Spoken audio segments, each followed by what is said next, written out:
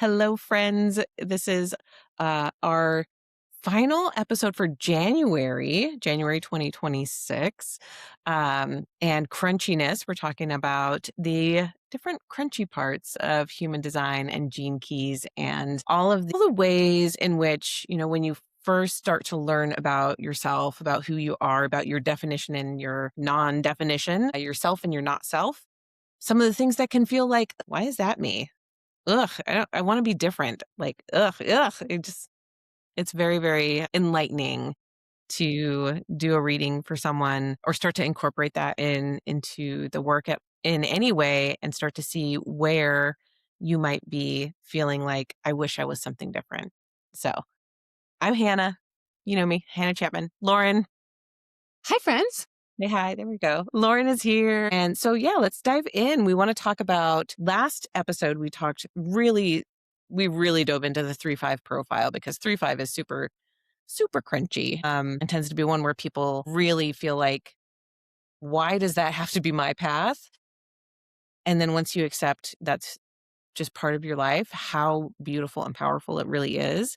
And so today we wanted to go over 2-4, the 2-4 profile, and then also talk about the types and kind of the reactions that we see when people hear, even just in general, that they're a generator or a projector or a manifester or a reflector, and what comes up with that. So I have a couple of funny stories on that one. But Lauren, what's up? Hi.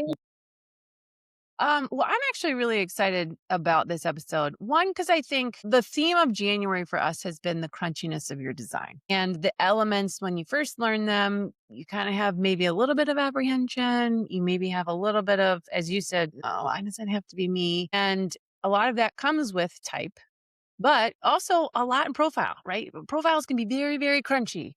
And they're the space in your design that really exemplifies the crunchiness because every line has this yin and yang and this light and dark and this one frequency over here and another frequency over there. And when it's your profile and it's such a big part of your energy, you feel a lot of it. A lot of it you don't necessarily know is there because the second number, okay, so let's say you're a 2-4, that second number, that 4 is unconscious. You don't see it until one, you've already experienced it, or two, someone points it out to you.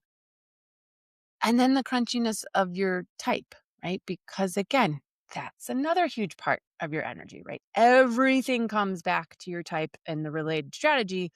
So a lot of that can feel very crunchy. And you know me, I love to get into let's just unearth all the things so that we can start moving forward and in learning to, as we talked about before we hopped on, self-acceptance and self-love, and knowing that who you are made to be is exactly what the universe intended.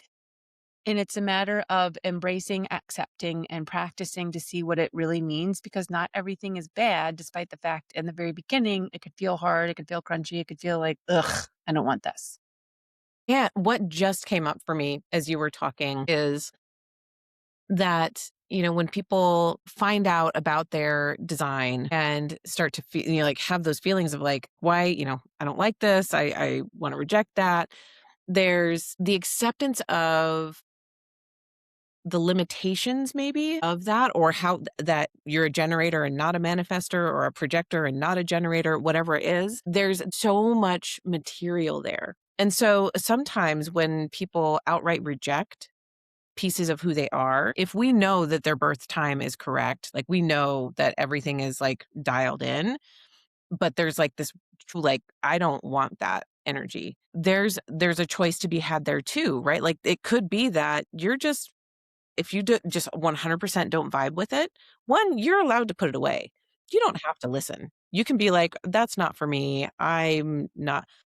Lauren and I are here to convince exactly 0 people about human design or gene keys. If you're asking me to convince you of anything, then I'm like, peace out.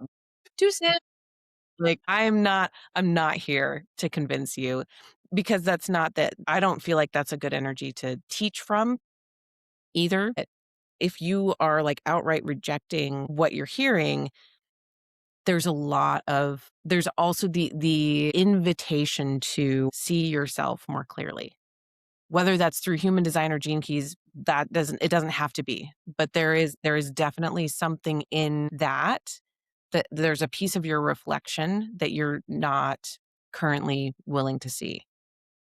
And so, like, all the love to you. Whenever you feel that crunchiness, whenever you feel that rejection of something that's being said of like, "Hey, here's just what it is. Here's the thing about the 2-4 profile, or here's the thing about being a projector." The rejection that you feel coming up is a rejection of that piece of yourself in some way.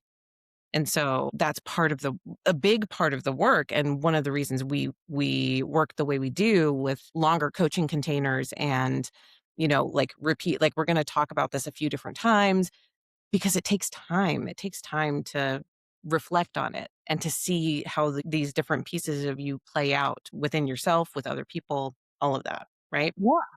Yeah, I mean, a deconditioning process takes 7 years. And part of this whole work is that once you hear it, not everything's going to resonate right away.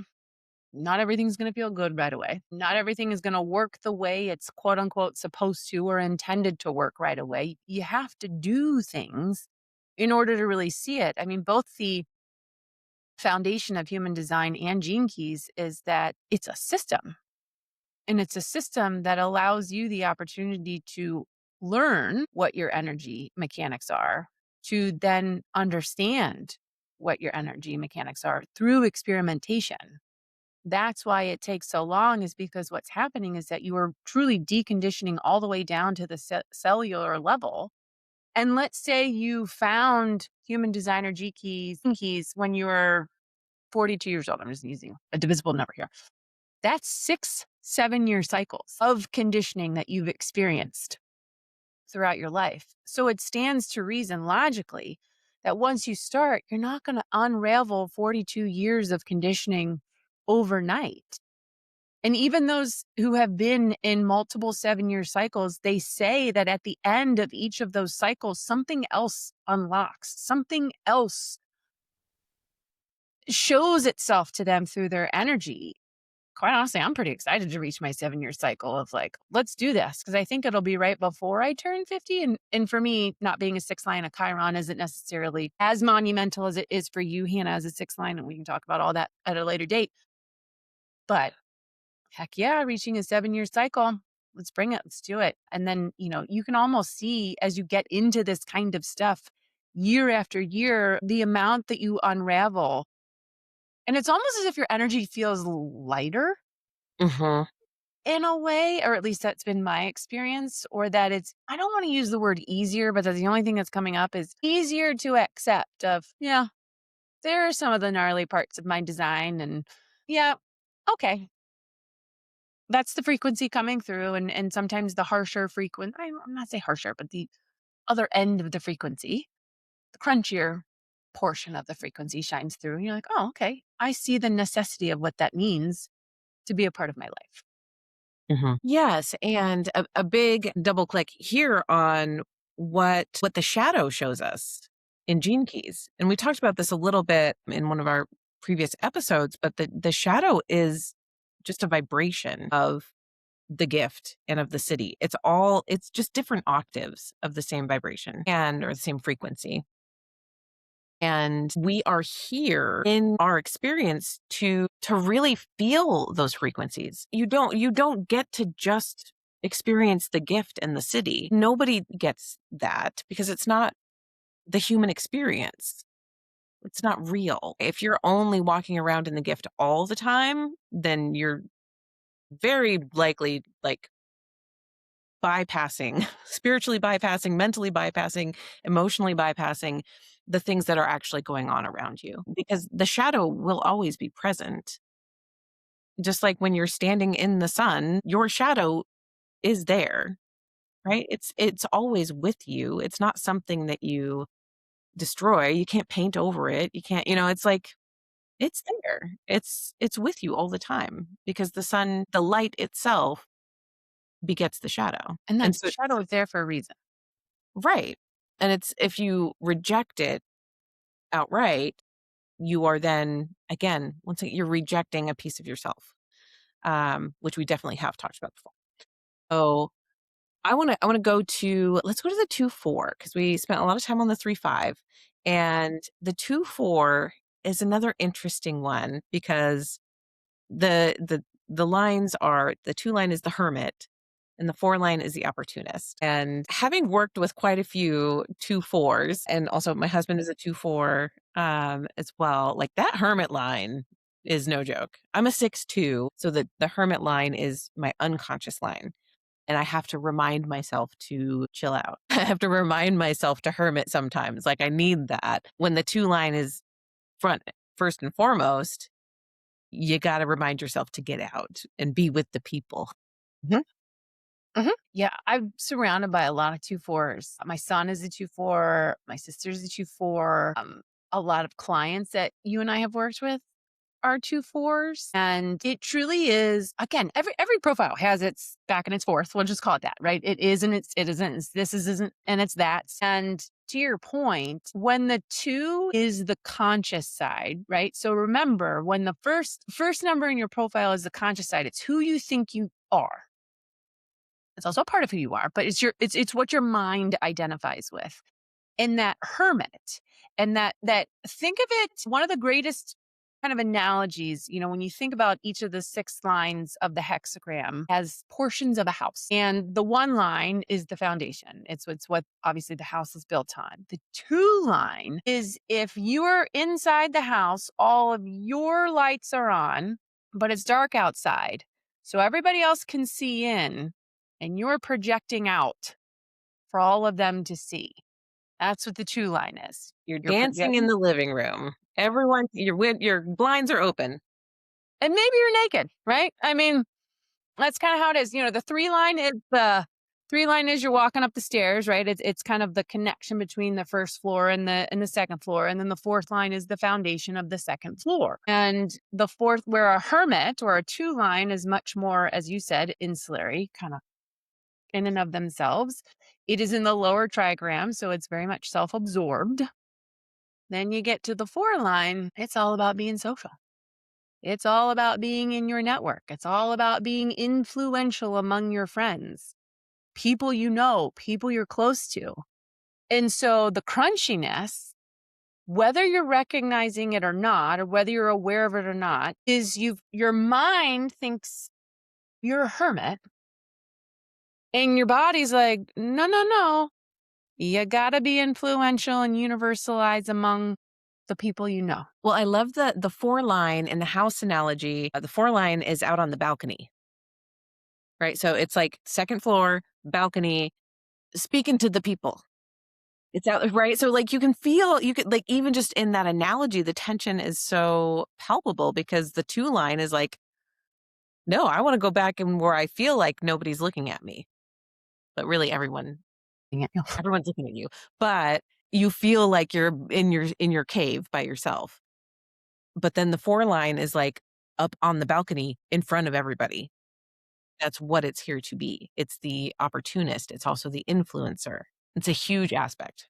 Yes, but an influence among people that it knows, and that opportunities are best come by those who are in their network, Mhm. those who are their friends. And so thinking about that, and I'm going to use the lens of my son who's 12 years old, a 2-4 with a lot of individual circuitry. And we'll talk about circuitry at another time, but a lot of individual circuitry. So here to be his own person, here to be mutative in his own way, here to wait for the mutation and be patient enough to wait for it as a generator, right? As a pure generator. And the thing about 2s is to be really, really discerning and selective about the people who are in your world. Because one of the things about 2s is that there is this natural barrier. The barrier is there to kind of protect from anybody coming in, because what a 2 is doing is projecting out to everyone and saying, here's what I'm really good at, here's what I know to do, but they themselves have no idea what that is. 2s are naturally talented, but they're often, even if the line is conscious, aren't conscious of what their talents are. And so when you think about a 2-4, it's this hermit who's really good at things that it can't see about itself, And all the 4 line is like, no, no, no, come be influential among all these people, right? Right. It's taking, it's being discerning about the opportunities that those in your network and those in your friends present to you.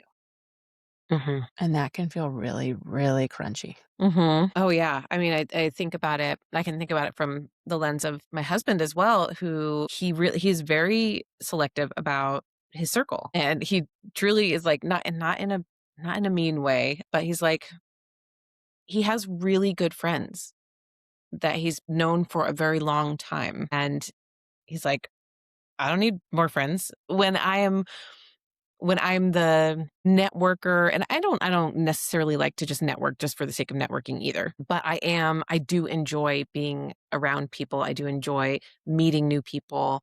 I think there's fun in that to be had, and he is just not he's like, I don't like small talk, any of any sort is like terrible. He just can't do it.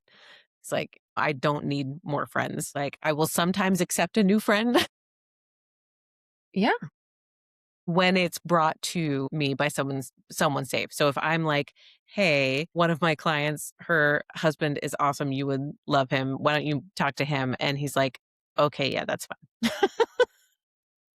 That's basically how it goes, but he's also extremely, extremely loyal when he does deepen with someone, right? In friendship, it's very important to him to take that seriously and to be very intentional about it. And so that like the beauty of that is still in like that the depth of connection. It's not superficial, and it's not, for him especially, also being a manifestor, I think that plays into it as well. But that 2-4 is like it's very intentional for him about who he shares his energy with.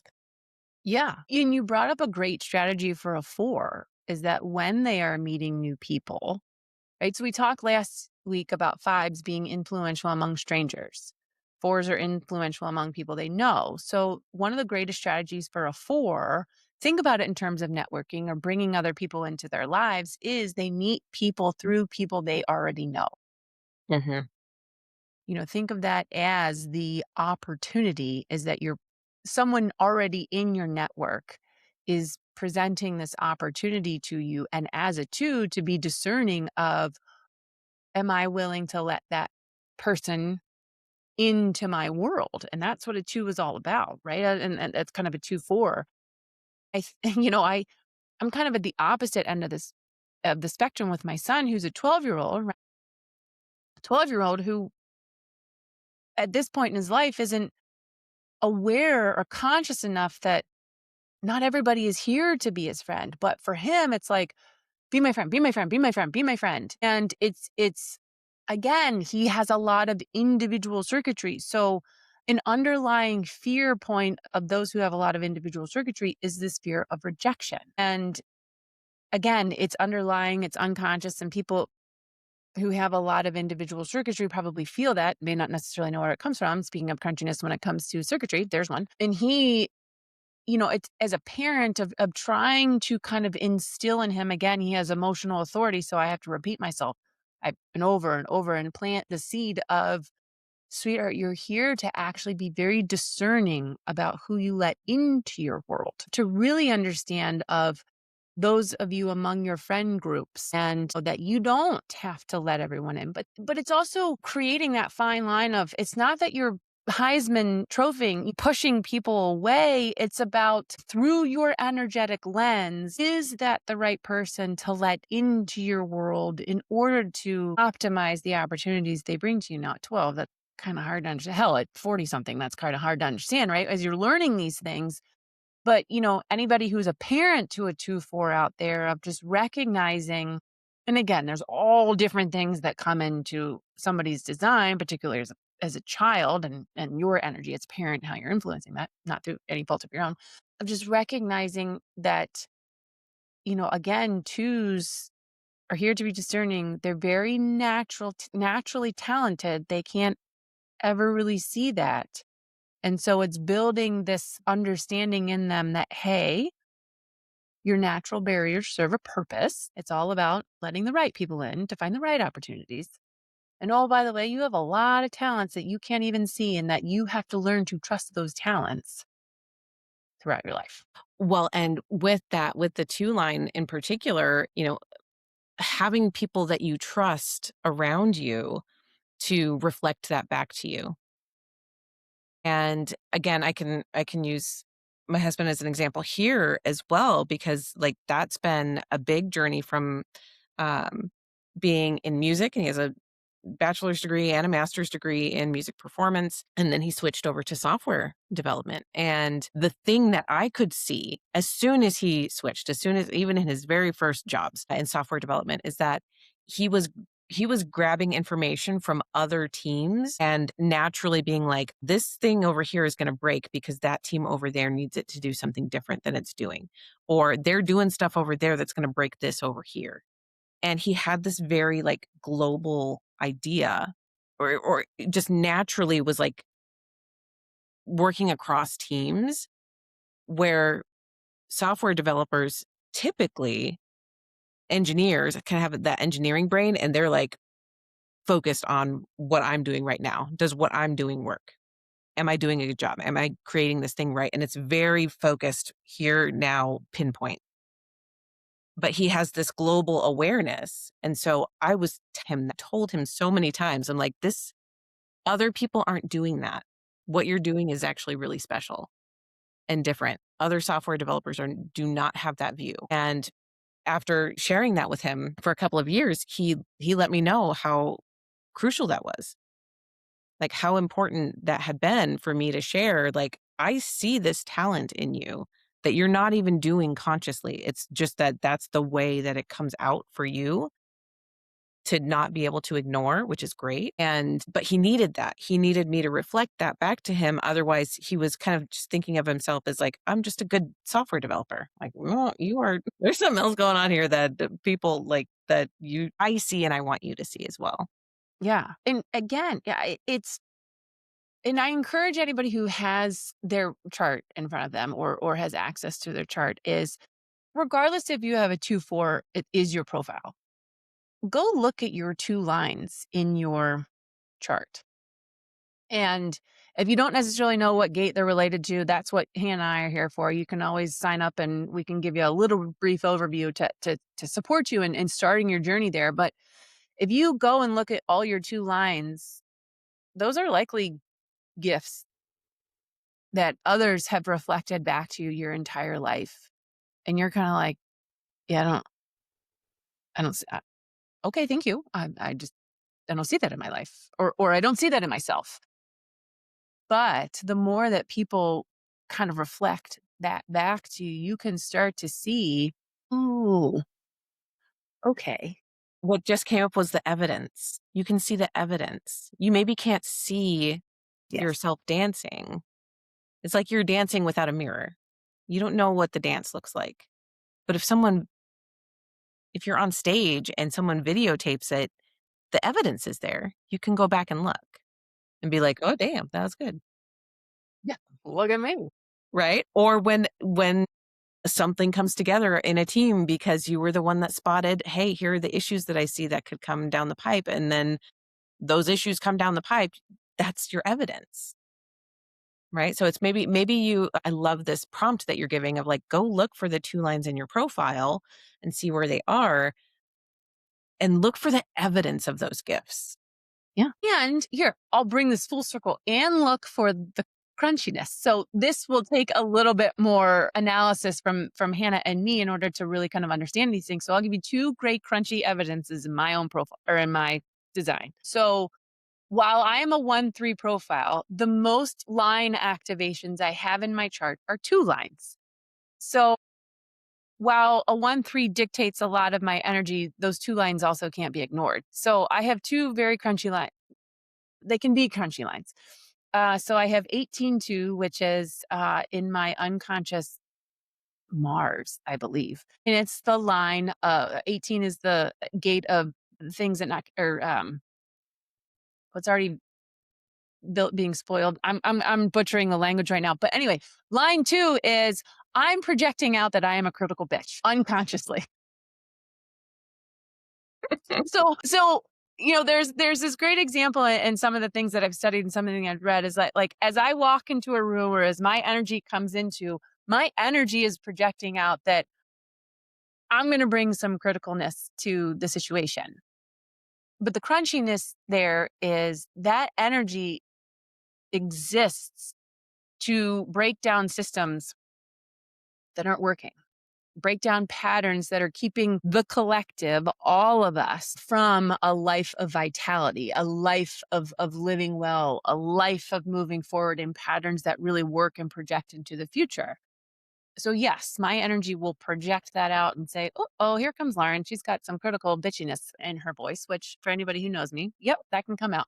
And then the other part is my 19.2. I have gate 19, line 2. I forget what planet it's in, but line 19 to gate 19, line 2 is a line of service. So gate 19 is all about looking at the needs of the tribe and understanding. So what I'm projecting out is I am here to be of service. Like I am here to support the needs of the tribe that I'm in. And I will say it's unconscious. And I will say that for a lot of my life, of like, why does everybody call on me to help?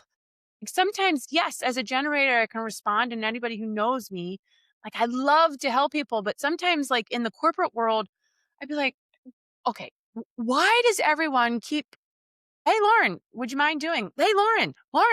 And I'd be like, all right, I'm tapping out. And then again, I have an open solar plexus, so and an open ego. So I'm like, okay, yeah, sure. I don't want to piss anybody off. And yes, I'll overcommit to prove that I can do all these things. But I say that and all from a crunchiness standpoint is that my energy is also projecting out, hey, I'm here to help you. I'll help get your needs met, which is a beautiful thing, but at the same time can be very overwhelming and daunting because it's something I'm projecting out unconsciously that others are recognizing in me. And I have to be discerning to say, what am I willing to be of service to?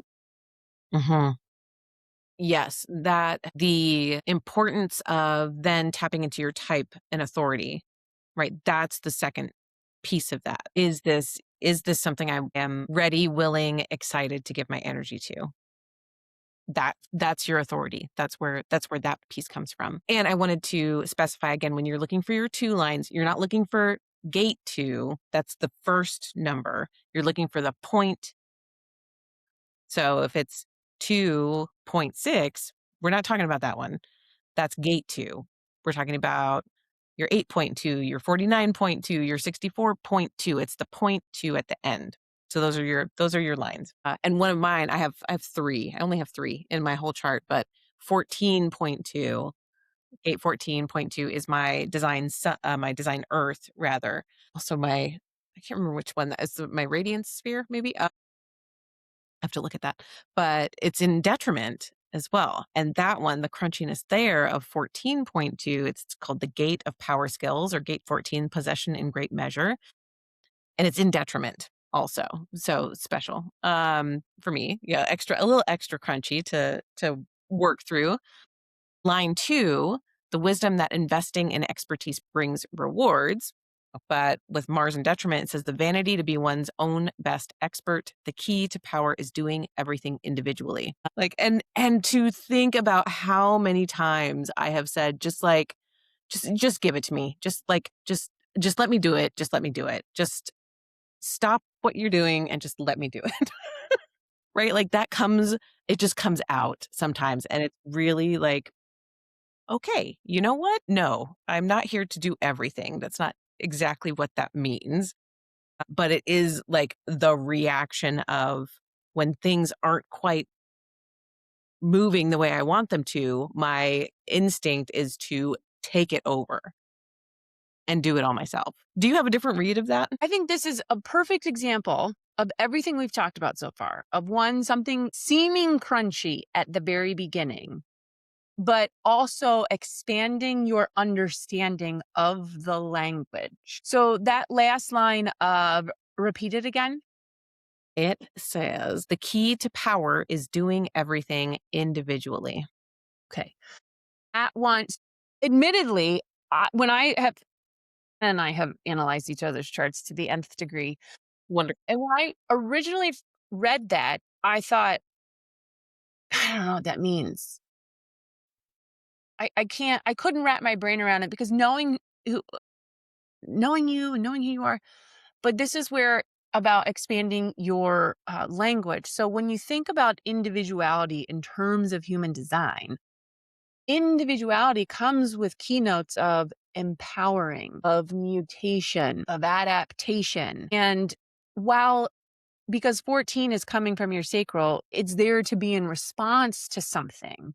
Individually doesn't necessarily have to mean alone in this context. right. It could mean to do things individually, to do things mutatively, to do things adaptively, if is that a word? To do things in an empowering way so that as you're responding, because it's part of the channel of the beat, a design of the keeper of the keys, right? You're here to respond to what life brings you in order to generate a mutative direction for yourself that empowers others. So by taking things on that you're responding to correctly through your sacral response, yeah, maybe you start out alone in order to allow that mutation to come through that exists, the potential of which exists inside of you. But then by doing so, not only do you find your own direction, but you empower others when it is correct to say, just give it to me and I'll see what I can do with it. Or I'll see what my energy is available for in order to potentially bring forward this mutation that will help everybody else. Hmm. That's what we mean by looking at something that's like really crunchy and being like, ugh, I wish that wasn't a part of me. Cause I'm sure there's been parts of you like, God, I really don't want to be that person. But sometimes it's correct for you to be the just give me it person because your energy may be responding. The pulse may be, maybe this is the time for the mutation and I'm the one to bring it forward. What that just felt like was like, hey, I'm terrible at Rubik's Cube, so that's not, this isn't a real example from life, but if someone was like, "I have no idea what to do," and then I'm like, "Oh, here, give me that for a second," and, like, turn, like, 2 different pieces and be like, "Okay, here you go, now you can finish it," right? And giving it back like, "Oh, now I can do it." Just being that taking on, "Oh, I see that space where I need to dig into this for a minute and look at it, and then I can give you what I see as the path forward." Yeah. Oh, I like that. Also recognize too that if you didn't respond to that, right? That again, that's a two line for you, and you have a two profile and two in your profile. You can also look at that as to say, I was very discerning about that response. And by doing so, taking it in and doing it individually or mutatively or creating this adaptation or mutation in order to bring forward, you then allow yourself to become a role model in that thing. Right? That then applies to your sixth line. And then you get to show the rest of us what it means to take something individually, whether that's correct for us or not in and of ourselves, but we get to look at you and say, that's how that's done. That is I'm gonna share my screen real quick, if this will let me. Where did we go? Because I think that whole channel is unconscious for you, but you have a conscious element in two, maybe? In the 14. Or the Yeah, 14. so as you were saying that, you can see my chart, right? The 14 heads up to the 2, and the 2 is on a 6 line. So that 2 is exactly what you're saying. My other 14 placement is 14-6 in my conscious Mars. So there's a 2 line and a 6 line 14. But the completion of the channel up to gate 2, which is the gate of the receptive, the unique direction for the self, it says receptivity as the primal base through which any response is determined, the root of action, that is on the 6th line, which is very different. Or like that, yeah, that 2 line, literally exactly what you just said of that when I figure it out naturally, I can then present it back as, okay, here's how I did it. Here's the role model aspect of that, which points to the importance then of just being able to look at the chart in its entirety, not necessarily like, pick it apart and be like, it's just this little piece or it's just that little piece. It's like, what's the rest of the context? Yes. And this brings up I'm gonna hop on a soapbox. Here's my 18-2 coming out. Therein lies part of the challenge with some of the things that are out there on the market is that they pinpoint such small details. And while that's great, it provides some good context for kind of what that means. But the whole point is to be able to put it back into the context of the whole and to say that 14.2, yes, is a part of you. The 14.6 is also a part. You experience both of them. The 14.6 you probably can't see as much as you do the 14.2. To your point, it comes back up to the bigger the whole. You've got to be able to go all the way down to the nitty-gritty detail in order to build some understanding about it, but then you've got to put it back up into this whole meaning like the whole picture, the big picture, so that you can really start to understand how it all works together. Because if you get so caught up in one teeny tiny little detail and focus on the line of the 14.2 of, I'm just here to do everything individually, some people can be like, well, I'm just going to do this all on my own. That's what I'm supposed to do. Yes. And that also is in a much bigger context because sometimes I think that oftentimes when some of this, what is intended to be an empowering statement of like, you're here to do everything by yourself. Again, you might run into some challenges if you're only focusing on that one teeny tiny little detail to say, yes,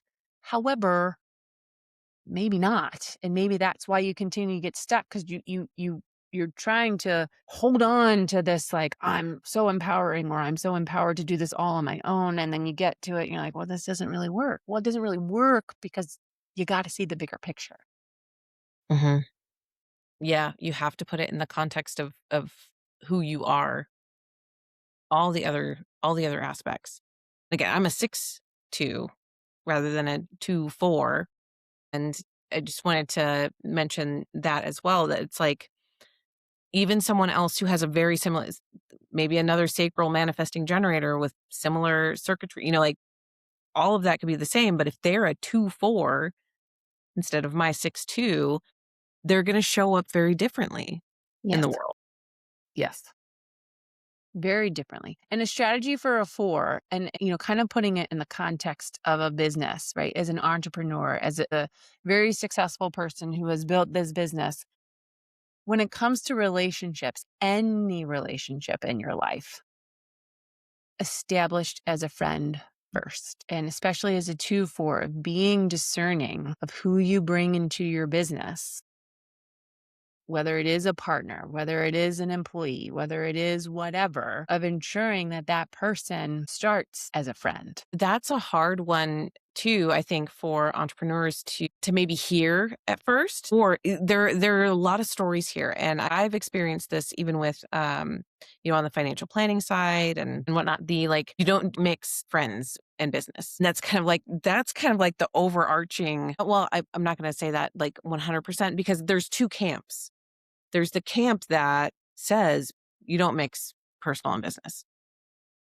And then there is another camp that says, well, like, don't you have my back the most? Right? Like that's, on the far extremes, that would be like the business person who knows they are shady in their business practices, so they don't want to mix that with personal. And then on the, you only work with family, there's like the mafia, right? So we've got like it's all in the family. So there are like the extremes of that as well. But to to your point of like that 2-4, especially, one of the ways that I explain this, did I do the bullseye analogy on the podcast yet?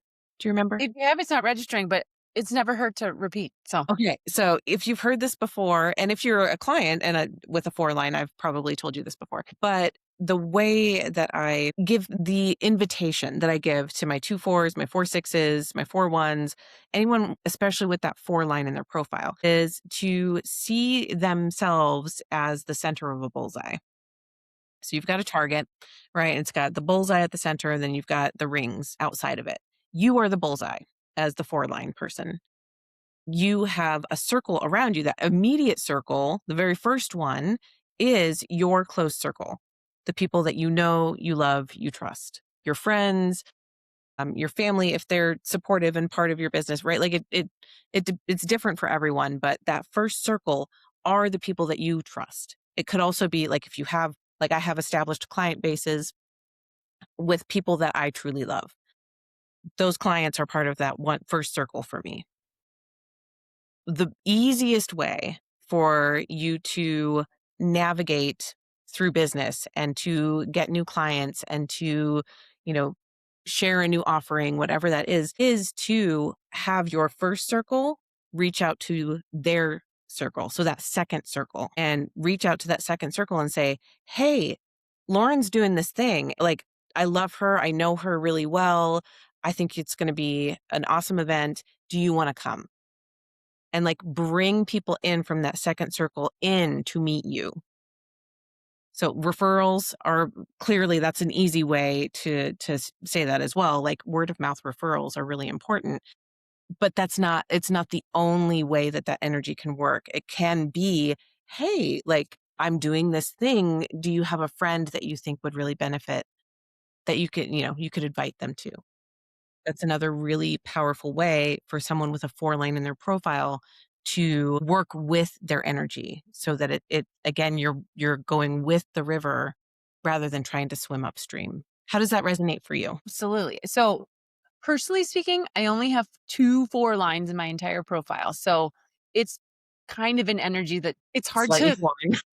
yeah, it's so slightly foreign. But I can absolutely see that in other people who are fours that I know. And, kind of what we alluded to in the beginning of then, the crunchiness of type. So let's bring those two things together, right? Is let's say you're a 2-4 projector. I know a lot of 2-4 projectors. And in this crunchiness of a projector who's like, ugh, I have to wait for the invitation. I got to sit around and do all these things. That would be a perfect, what you just described would be a perfect opportunity for a projector because, yes, when things are most correct for you, they come through an invitation or a recognition of your talents, of your gifts, of the things that you do really well and how you guide and maneuver other people's energy, because that's what projectors are here to do. But you don't have to sit around and wait. Always think of a strategy that you have in your type is also the way that you go out. So, for instance, as projectors, extending invitations, extending recognition. And again, what you just described, you're the bullseye 2-4 projector. You've got this immediate outer circle that are the people you know and love. Provide that invitation to them. Hey, I'm doing something really cool. Would you know exactly what you said? Would you know of anybody in your outer circles who might be interested in this? Or recognizing who kind of the ideal person is. Like maybe these are for people who I'm just making this up, right? Yeah, this is an event I've created for those who struggle to create boundaries. As a 2-4 projector, I learned how to be discerning about the invitations that I accept. And I think this would be a great opportunity for people in your life, in your outer circles, who are constantly saying yes to everything, who feel overburdened by the commitments that they've made for themselves, who, and you're recognizing the behaviors or even the things in other people that you can then extend out to bring them in. Perfect. Now, is that always easy?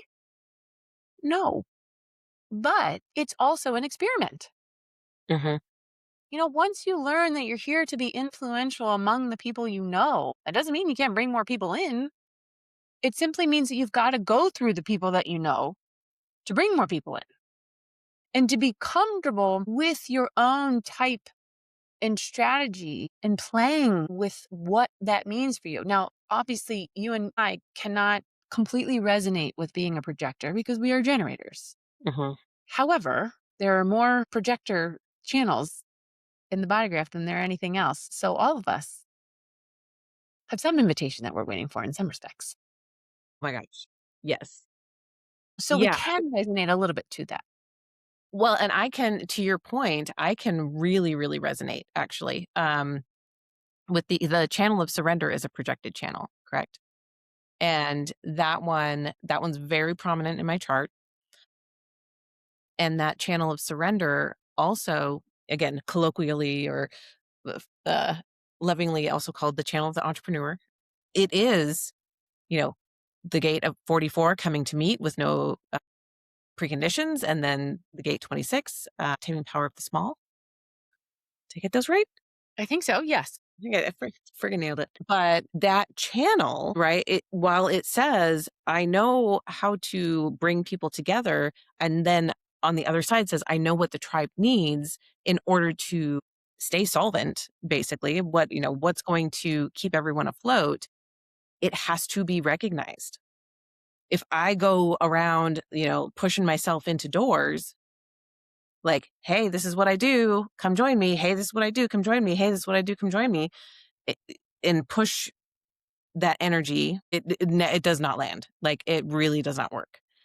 And I've experimented with that, from the not understanding myself, because that's the way that sales is taught. And so I went through a lot of deconditioning around that, just to give myself like the unlearning of what was taught to me in a sales perspective. Because with that channel of surrender, if I do wait for the recognition, wait for the invitation to then share, it's like I don't have to sell a freaking thing. People come to me knowing what it is that they need. Partially because for years now I have projected via podcast, via social media, via speaking on stages. I've projected, hey, this is what I do. This is how I help people. This is why it's important. And then when they pick that up, they then come to me and they're like, I just had a triggering event of some sort that tells me now I'm ready to talk to you about these things. And that's, from that point forward, it's just like, it's super easy. But when I was fighting against that unknowingly, it didn't work at all. And then we also have the other one, that the Genius to Freak channel is, or crown to, not crown, ajna to throat, the Genius to Freak channel is another one that is that's a projected channel, gets people into all kinds of, I'm gonna say hot water. That's definitely a crunchy channel though. Yes. Any channel that is connected, there are 3 channels. Any channel that's connected from the ajna to the throat that isn't connected to an energy source or motor, they are what are called verbal gunslingers. So good. I may know a thing or two about that because I have the channel of 1762, the channel of, just blanked on it, channel of acceptance, a design of an organized being. Also a projected channel. Every channel, oh, here's a great one. Every channel from the head to the ajna or crown to the ajna to the throat are all projected channels. All of them, All of them. which again, as we're saying, projected anything needs to be invited, needs to be recognized before its wisdom can be received. And you also have to tie that into your overall type as well. So for you and me, generators, yes, we can respond. And trust me, I've responded with my opinions. However, if there isn't also this understood invitation that someone wants to hear them, that verbal gunslinging isn't necessarily going to land. And this is the amazing opportunities specifically as an entrepreneur, because three things came up. If I get to all 3, you got to call me. If I don't get to all 3, you got to call me out. When you talked about really starting to understand your channel of surrender, and that even as a generator, you can respond, but there's also that like underlying invitation for you. And I've recognized it too. I've got, most of my channels are actually projected. 4 of the 5 are projected. 1 is a generator, right? And, that invitation, but thinking about it from an entrepreneur business, if you are a projector, right? Because we talked about the crunchiness of these, of the types, and people are like, I don't want to wait, or I have to wait, or I feel like I can't do anything, and da, da, da, da. So going back to the example of being a 2/4 projector and waiting for the invitation, back to the example we were talking about, is that you've created this event and you go through your network to invite people in. Recognize that people signing up for your event is the invitation for you to then, as the 2/4 projector, influence this now network that you have in front of you. That is an invitation. So again, it's about expanding your understanding or your own vocabulary to see kind of the bigger picture. But it's also really important so that let's say you're a 2-4 projector in this like sales training that you just went into, and the person is hounding you of like the only way to be successful is if you're cold calling, cold emailing, cold DMing, people and da da da da. As a 2-4 projector, I rarely talk in absolutes, but I would say, oh, hell no, do not do that. Because that will be something and that's you can attend those things, and that's what's great about understanding your energy is to say, "Oh, that's a strategy I'm not feeling right now. I don't feel invited to take that strategy," versus as entrepreneurs, we get into this thing because we want something bigger, we want something better, we want something to keep moving forward. We're like, "Oh, okay, well, I have to do that." And then you go and do that thing and you're like, "Don't want to do this thing." And this is giving me like I now experience anxiety. I really don't want to do this. My skin is crawl. I have this like as a generator, it'd be like I have this like vice grip on my energy of like, no, no, no, no, I really don't want to do this. And that's why it's really amazing that once you understand your energy, you can be like, oh, okay, I can bypass that one for now. I don't have to worry about that. Versus put yourself through hell and back because you think this is what's going to get you to move forward. Was a 2-4 projector, I'd say that's probably on the last thing on your list of strategies that Yeah. you want to try. Yeah. And that's, well, that was one. Was that the one? Well, yes, we'll come back. I can remember the other two, I think. Yeah. Well, that comes back to what we said kind of at the beginning of like, this is not it's not a prescription.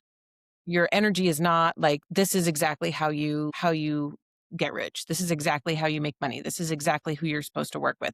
It's not that prescriptive, but rather it's the invitation to, again, try to work with your energy rather than fight against it.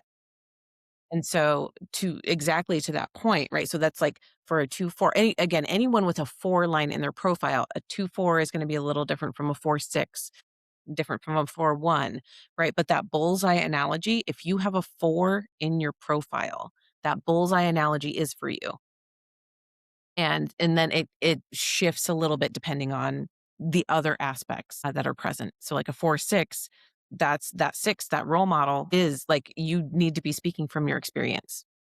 You need to talk about what's the transformation that you have made. Where have you learned? Where have you shifted? And that's what's really going to land versus someone with a 5 in their profile who's more universalizing, who's more like share what they've learned. Not necessarily, I with the caveat, like everyone speaking from their experience does tend to be powerful. But as a 6 line, and I know this from experience, if I try to say like I learned all of these things and I want to share these things that I learned with my head, goes nowhere. When I share what I have experienced and lived through, that's what people are interested in. It's a subtle difference, but it's energetically huge. Absolutely. I don't have a ton of 6 lines in my in my chart. So it's challenging for me to relate more so than 4 lines. But yes, you're absolutely right. Is that it will depend on the overall structure of your design. We're always giving generalities and kind of the starting point to really understand your energy. Because if we went into every detail, everybody would be like, "What the hell are you talking about?" And I tuned out a long time ago because it would be like, "Well, this is way over your head."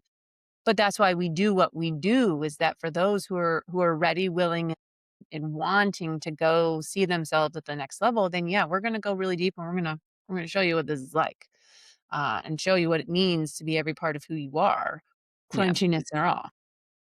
Yeah, and I wanted to tap into type just a little bit more, and then we can wrap up Yeah. from there. But, being so we talked about projector. The 2 that I hear the most that it's the most like, "Oh, man," is the projector. Like, "What do you mean I have to wait for the invitation?" So we went over that. The other one is being a generator. And even what's so funny, I don't hear it very much about being a manifesting generator.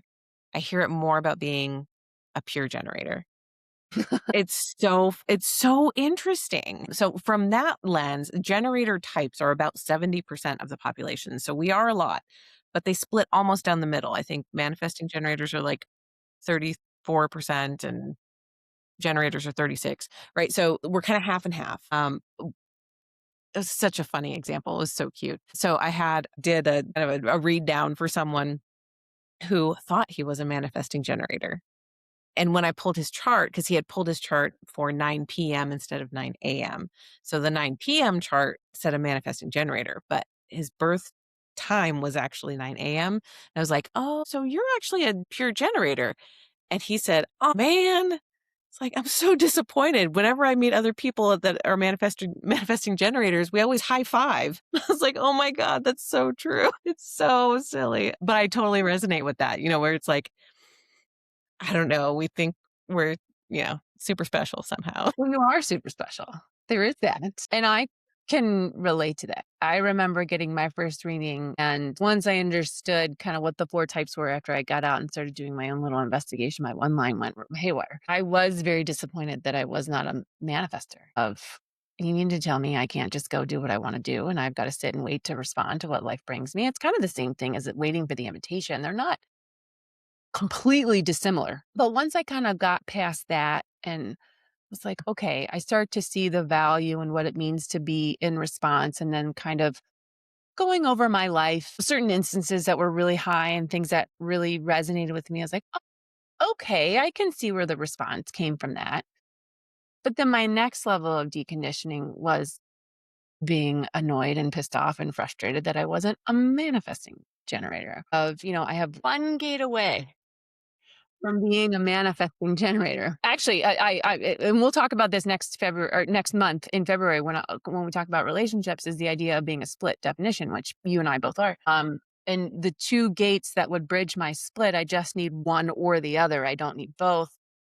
Either would make me a manifesting generator. Oh, wow.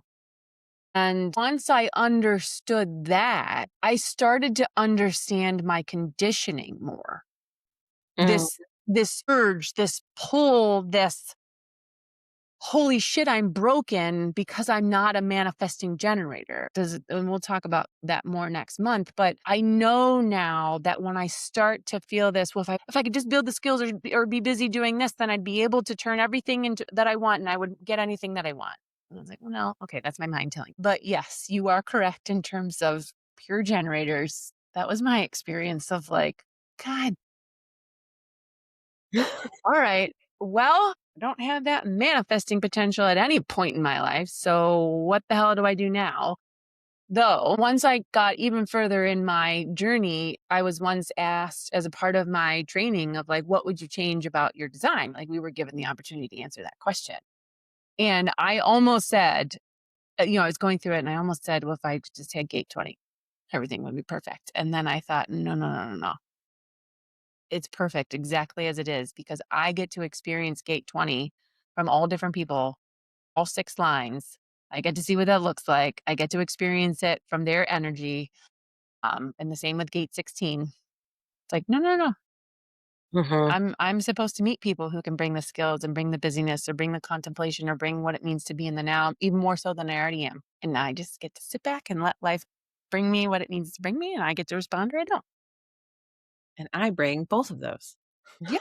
That's 16 and 20. Yes, and that's, thank you for sharing your experience there because that's I mean, I hear so often, especially again, because I work with a lot of entrepreneurs, um, that there's like this message for generators that you're not here to initiate something new. You're not here to, have your own ideas. You're here to just build what other people start from. And being a manifesting generator myself and a business owner and having multiple businesses, like clearly I don't agree with that assessment of the generator energy. We are here to respond to what we see. That could mean responding to, oh, I see something is very broken in this industry. I see something, I'm responding to my experience and creating something different. Right. And building what I have come to love so, so much about being a generator is the tapping into, and I have a lot of energy on my sacral, right? So that is what makes me a generator. That's what makes anyone a generator is when your sacral is defined. But you can have one gate, and I think you do, right? Lauren, you have one gate on your sacral. I have nine. I have nine activations on my sacral, which is a ton. And so for me, like that speaks to me so loudly of what do I want to do? The sacral wants to do. The sacral was like, let's go. Just like, absolutely, let's fucking go. Is what the sacral says when it's ready. When it's like, right? It's like, let's go. Like, I have all the energy for this. I'm so excited. Like, there's this like beautiful, excited, charismatic energy. 420 is the channel of charisma, right? And I have that. I have multiple activations on both of those gates. And so that feeling of what do you want to build when your sacral energy is on fire? Like, what do you want to do? Where's your yes? I think that's one of the most fun explorations I can have with generators, especially if they're feeling like this is not like blah. Like, why am I I'm like, ooh, you're feeling blah? Let's talk about that. Because that means something is really like dampening your sacral expression. Because when the sacral is turned on, it's like you can't hold it back. No, you feel like you can run through a brick wall. Kool-Aid man. Like like, completely unarmored, just run through the brick wall, and you will come out the other side unscathed because it was like, "No, no, no, I said yes, and I was ready." Yeah, Yeah. that is powerful. Yes. And it's fun.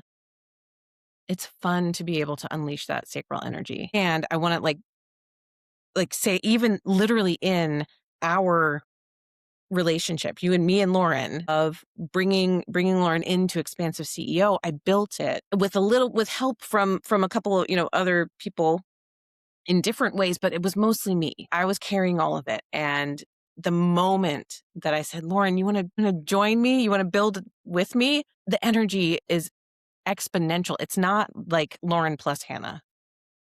It's like Lauren and Hannah squared. Yeah. What's 3? I don't know. Cubed. I was like, what is that math term? Well, Yes. yeah. Oh my god. Full circle moment. We'll end here. So, you started Expansive CEO because you saw something that the tribe needed in order to move forward, right? The 14, the vanity to do it individually. Yeah. You created the mutation. You set the direction for yourself. And then by doing so, you empowered those around you to then also respond to what you created. And here we are. I know. So think about all that crunchiness that you felt in your life and what it's led to. So, listener, that's when we say it's all about learning, understanding, and experimenting with your energy and recognizing that, especially as a business owner and entrepreneur, that what you want to build, one, it's going to take time. Two, when it's done correctly through your energy, it will all come together, just likely not in the way that you thought, not the time you thought it was going to happen, but the journey, particularly as a generator, will be everything. Yeah, we'll tap into that more because that's truly the way that's one of the things that we are here to show is that because any defined center that you carry in your chart, when you are expressing healthy energy through that center, you are a beacon to other people. So for generators, when we are moving from that lit up, excited sacral, we are showing what it means to move from a healthy energy. And it's such a gift. It's such a gift to the world. Yes. Know that building can be fun. The journey of building your life and building your business and building whatever the hell it is that you're here to build can be fun, Yes. even with its challenges. Yes. And I'll, we can end somewhat soon, but this is what I always say is that the energy of the world rests on generators. Every generator that generates healthily actually does its part in changing the frequency of the earth. So beautiful. So beautiful, so powerful. I know. And we need to have details because this episode is dropping on January 27th. We should have details, but please, we do have a kind of a grand reopening event happening, super exciting, in February. While we're recording this right now, I don't have details of that. So we will put them in the episode. You will see them in the show notes. You will see it on social media. If you have gone to the Expansive CEO website and gotten your human design chart, you will be on the mailing list for the newsletter and you will receive it there as well. So if you want to receive that, do all of those things. Like, subscribe, um, follow us on Instagram, Expansive CEO, or on LinkedIn, or on Facebook. We're on everywhere. Also on YouTube. So like, subscribe, follow, get your chart, all of those things, and you will be invited into our grand reopening event in February. We'll tell you more about that. And I'm so excited. Same. This has felt so easy. And again, not that there won't be challenges along the way, I but mean, hey, we've already run into some, but that's fine. it's fine. It's all good. We're good. But yes, thank you. Thank you. And thank you, listener, for being Yes. here, sticking around with us. And can't wait. Can't wait to go through partnerships, relationships. That's going to be all of February. Super excited. So fun. It'll be enlightening as hell. God. Really. Particularly for our split definitions out there. Oh my God. Listener, you want to be in on that one. Yes. We're going through it. All right. Thank you for being with us. We will see you next time. Bye, friends.